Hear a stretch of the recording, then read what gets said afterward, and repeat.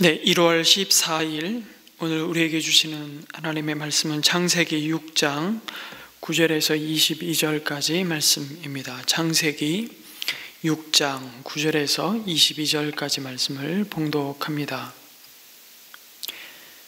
노아의 역사는 이러하다. 노아는 그 당대에 의롭고 흠이 없는 사람이었다.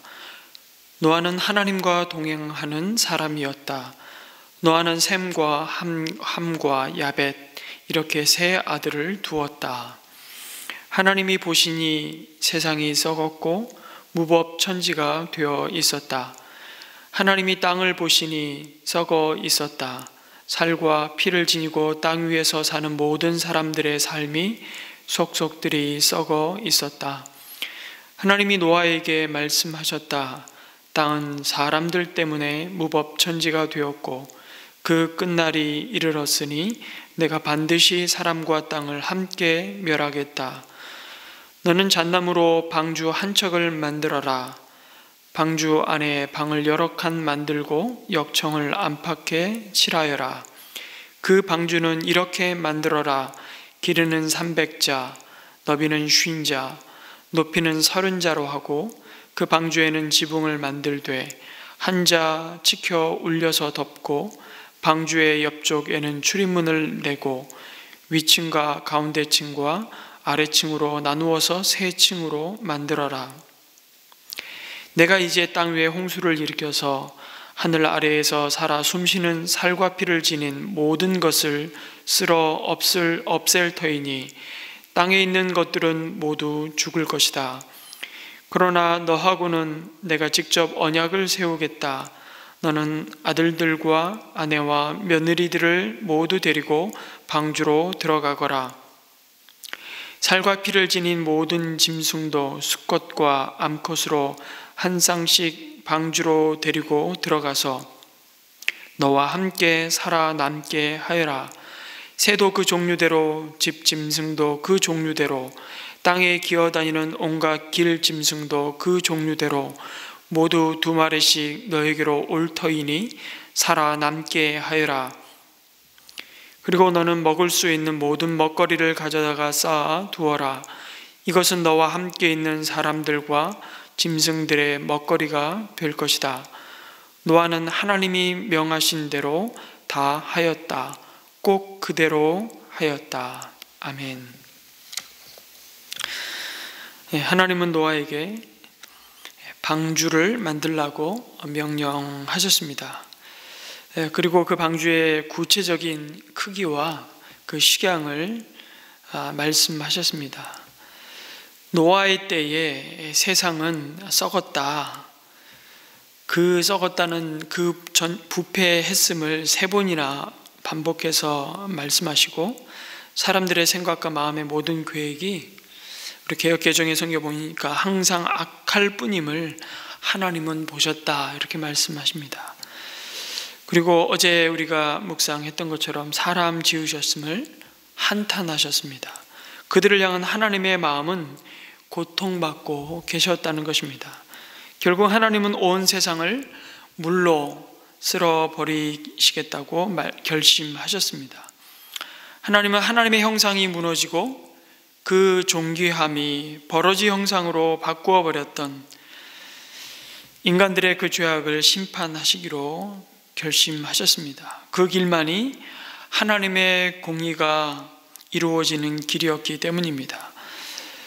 그러나 6장 8절에 노아는 여호와께 은혜를 입었더라 말씀하시죠. 그러면서 그를 의인이요 당대에 흠이 없는 사람이라고 말씀하십니다. 하나님과 동행하였던 자라고 평가하십니다. 에녹의 모습을 노아를 통해서 보게 됩니다. 참으로 놀라운 말씀이 아닐 수 없습니다. 의롭고 흠이 없는 사람이었다. 이 의미가 무엇입니까? 죄를 하나도 짓지 않았다는 말씀인가요? 그가 조금의 거짓말도 안 하고 그 세대의 사람들처럼 자신의 눈에 보기 좋은 사람의 딸들을 자기 취하고 싶은 대로 마음대로 취하는 그런 부도덕한 인물이 아니었다, 이런 말씀일까요? 물론 그는 그 세대를 본받지 않았던 사람이었습니다. 하기는 내가 가지고 싶다고 다 가질 수 있는 것도 아니지만 세상은 내가 못 가지고 못 누려도 남이 가진 것들을 보면서 얼마나 여러분 부러워합니까? 가질 수만 있으면 갖는 게 뭐 나쁘냐? 세상 모든 사람들이 가진 생각입니다. 다다익선이 오늘 우리가 사는 이 세상 자본주의, 물질 만능주의 시대의 가치관인 것 같지만 그것은 인간의 타락 이후 줄기차게 모든 인생이 품은 로망이었습니다. 가끔마다 우리 남자 성도님들은 스포츠를 좋아하시잖아요.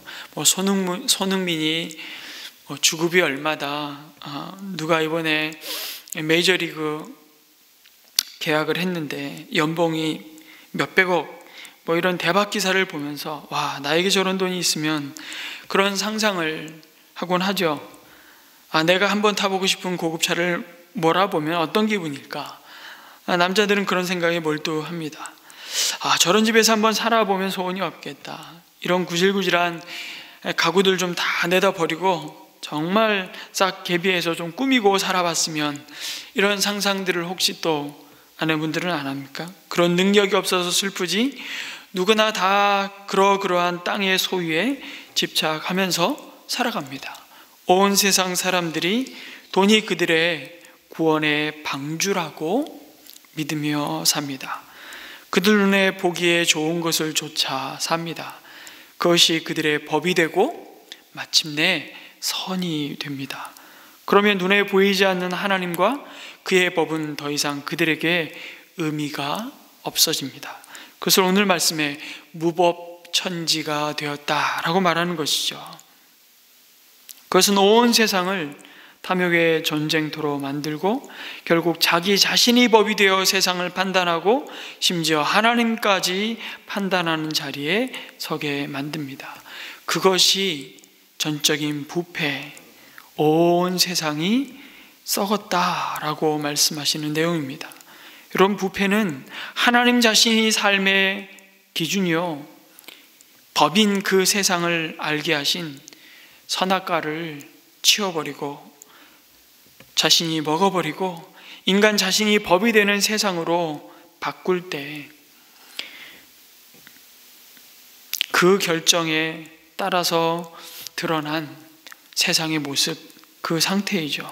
그리고 그 부패가 가득한 세상을 하나님은 이미 지옥이라고 말씀하십니다. 모든 사람들이 하나님께 등 돌린 채 자신의 힘과 야망을 따라 육신의 소욕이 원하는 대로 행하던 바로 그곳에서 노아는 다른 족보를 남겼습니다.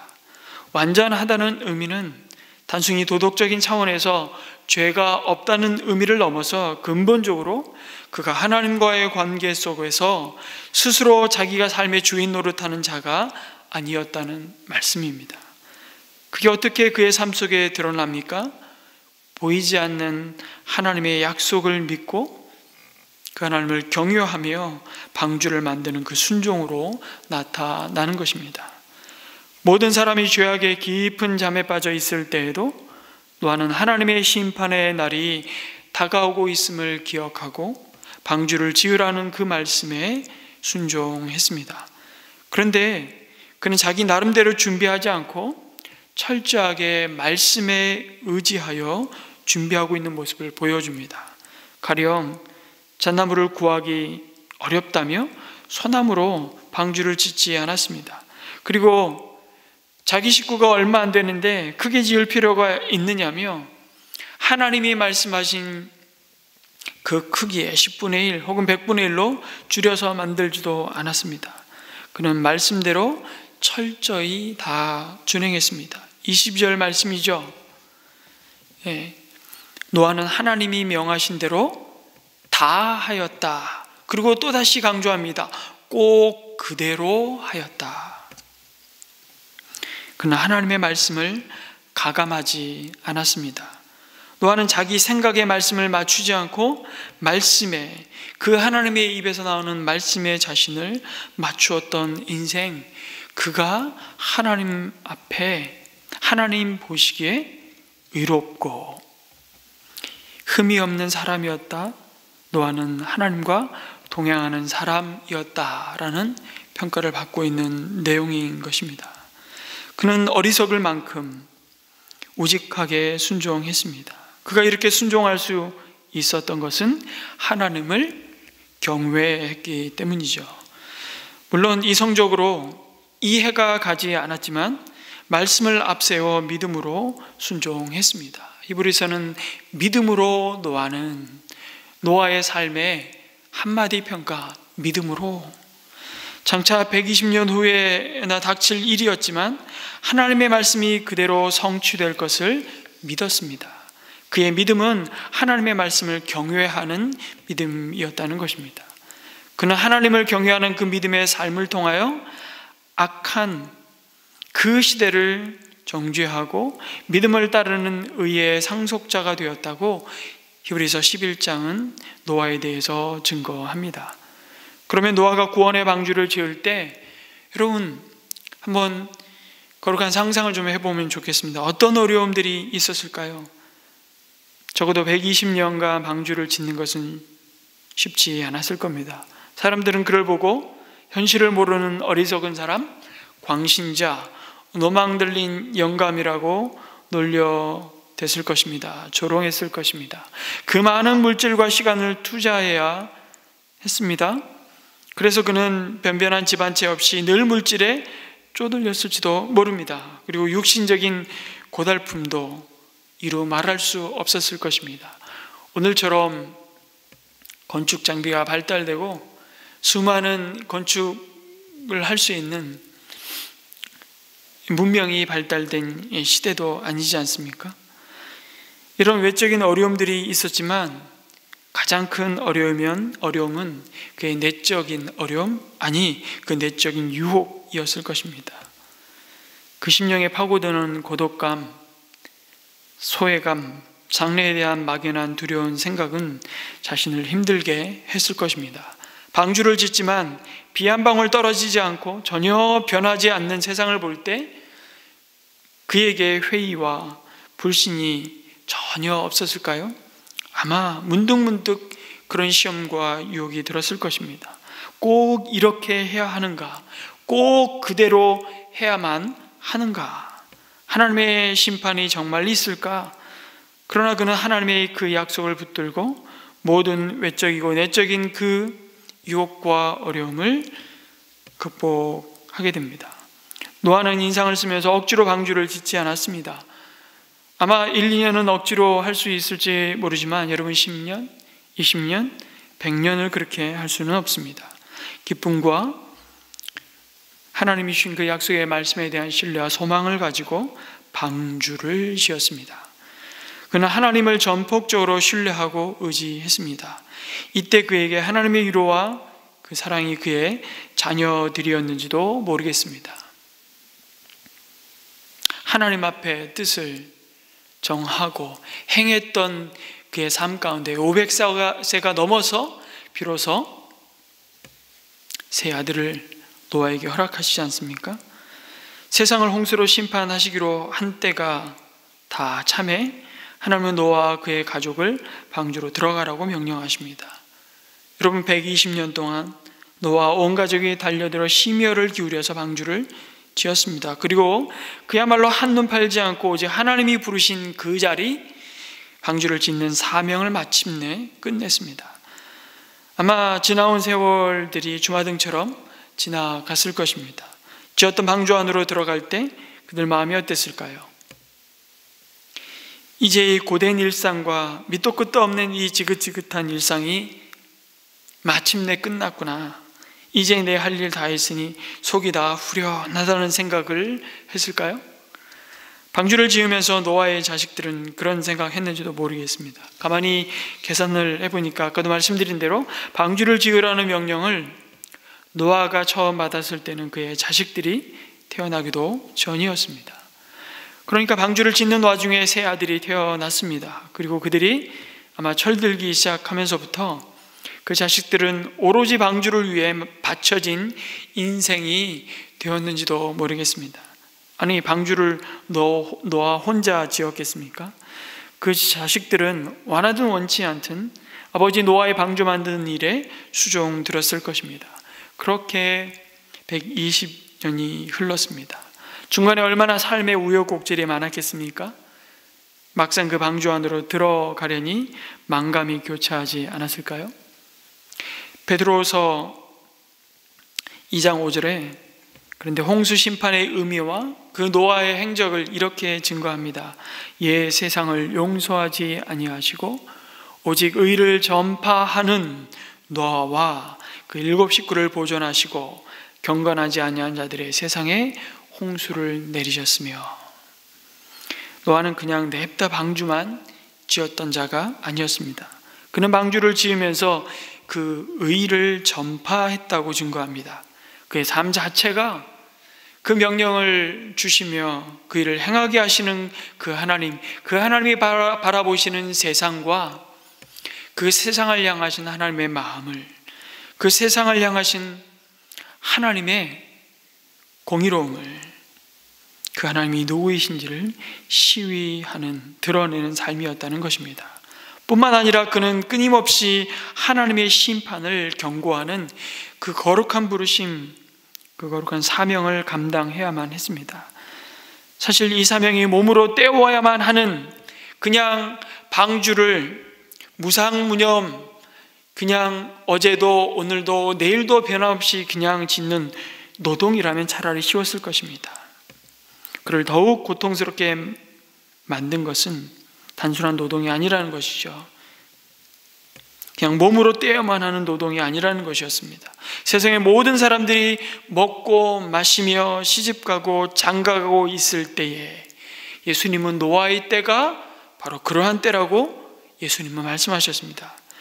노아는 그 세상을 향해 그 일상이 끝날 날이 올 것이라고 외쳤습니다. 여러분, 노아도 먹고 마셨으며 장가가고 자녀들을 결혼시켰습니다. 뭐가 잘못됐다는 겁니까? 먹고 마시고 시집가고 장가가면 됐지, 무슨 하나님은 하나님이냐, 이만하면 살만하다는 겁니다. 하나님 이름 부르지 않아도 세상은 여전히 잘 굴러가고, 괜히 하나님 이름 불러봐야 자꾸 야단이나 치고 내 하고 싶은 건 못하고 눈치만 보게 만드는 그 하나님 뭐 하려고 자꾸 찾냐, 이렇게 말하는 그 세상을 향해서 노아를 향해 쏘아붙이는 그 조롱과 비난의 눈빛, 어리석다고 혀를 껄껄 차는 그 눈빛, 그 소회, 그것이 얼마나 노아를 고통스럽게 했을까. 이런 사람들에게 하나님을 향한 너희 생각과 마음을 돌이켜 돌아오라, 회개하라고 선포했던 노아의 삶은 그야말로 왕따였을 것임에 틀림없습니다. 그는 그래도 하나님으로부터 직접 소명을 받았으니까 이게 내 사명이려니 하고 믿음으로 달려가는데, 그 자식들의 입에서는 이게 뭐냐, 내가 부모 잘못 만나서 인생이 사납게 꼬였다, 이런 불평이 없었을까요? 자꾸 그런 묵상을 해보게 됩니다. 그럴 때마다 노아는 누구보다도 먼저 자기 자식들에게 자신이 품고 있었던 그 보이지 않는 일에 경고하심을 받은 그 비전을 나누는 일에 아마 진이 다 빠졌을 것입니다. 그 일이 또한 만만치 않았을 겁니다. 우리 모두 자식 키워보지 않습니까? 내 마음대로 됩니까? 아빠는 아빠 인생이 있고 우리는 우리 인생이 있습니다. 간섭하지 마세요. 이러고 나오면 정말 기가 막히지만, 우리 실제로 그렇게는 안 하지만 마음으로라도 머리끄댕이 붙잡고 앉혀놓을 날도 그리 길지 않다는 조바심과 안타까움을 우리는 하루에도 수차례 경험하지 않습니까? 어쩌면 우리 자녀들에게 이 믿음의 유산을 물려주는 일이야말로 사실 어떻게 보면 이런저런 일을 이루는 것보다 더 귀하고 소중한 부모의 사명인지도 모르겠습니다. 이것이 우리의 가정을 하나님의 은혜를 입은 방주로 만들어가는 가장 소중한 부르심일 것입니다. 이런 세상 속에서 하나님은 말씀하셨던 겁니다.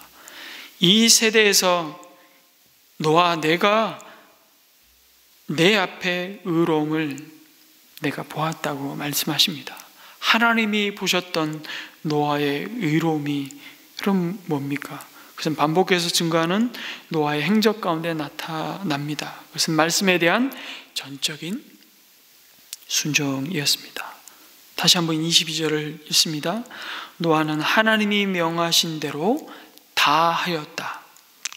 꼭 그대로 하였다. 결국 그를 버티게 한 힘은 약속의 말씀이었습니다. 그리고 그 말씀하시는 신실하신 하나님을 향한 노아의 신뢰였습니다. 그 믿음이 노아의 삶에 어떻게 나타납니까? 보이지 않는 일에 대한 경고를 빈말로 받지 않았다는 것입니다. 우리를 속이는 보이는 현상을 따라 살지 않고 보이지 않지만 오늘도 살아계시고 여전히 말씀하시며 세상을 통치하고 계시는 하나님을 그의 인생의 목적 삼고 관역 삼고 행하는 것이었습니다. 그것이 에녹 그리고 노아에게 말씀하신 하나님과 동행하는 삶, 하나님 앞에서 코람되어 하나님을 모든 순간순간 의식하고 그분 앞에 서 있음을 기억하며 걸어가는 삶. 그때 하나님은 노아를 기억하셨습니다. 하나님이 기억하셨다는 말은 하나님이 그에게 은혜를 베푸셨다라는 말씀입니다. 그리고 우리를 오늘도 두게 하신 바로 그곳에서 우리의 구원의 방주 되신 예수 그리스도를 의지하며 그분을 드러내는, 그분을 증거하는 저와 여러분으로 우리를 부르셔서 내가 그리스도를 알고 그리스도를 알게 하는 가장 복된 사명으로 오늘 우리를 부르셔서 노아와 같은 이 믿음의 길을 경주하는 자로 달려가게 하시는 것입니다.